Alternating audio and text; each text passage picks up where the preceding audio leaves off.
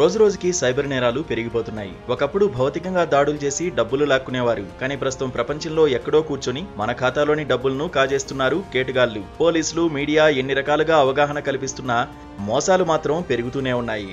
రోజుకో కొత్త రకం మోసం వెలుగులోకి వస్తోంది. ఈ క్రమంలోనే తాజాగా ఇండియా పోస్ట్ పేరుతో మరో మోసం వెలుగులోకి వచ్చింది. ఇంతకీ ఏంటా మోసం? ఇందులో ప్రజలు ఎలా మోసపోతున్నారో చూస్తే మతిపోతుంది. ప్రస్తుతం ఉత్తరాలు లేకపోయినా పార్సిల్స్, ఏటీఎం కార్డులు వంటి వాటిని ఇండియన్ పోస్ట్ ద్వారా బట్వాడా చేస్తున్నారు. దీన్నే తమకు అనుకూలంగా మార్చుకుంటున్నారు కేటుగాళ్లు. ఇండియన్ పోస్ట్ పేరుతో ముందుగా ఓ మెసేజ్ ను పంపిస్తున్నారు.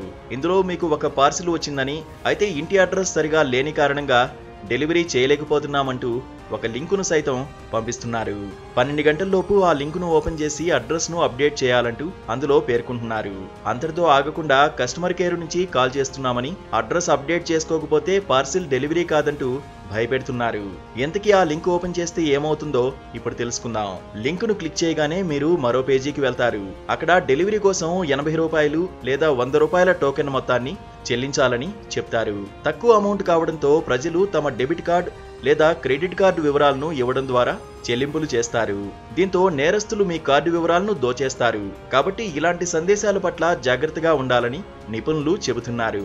నిజంగానే మీకు ఏదైనా పార్సిల్ వచ్చేది ఉంటే వెంటనే స్థానికంగా ఉన్న పోస్టాఫీస్ను సంప్రదించాలి. లేదంటే కస్టమర్ కేర్ని సంప్రదించడం ఉత్తమం.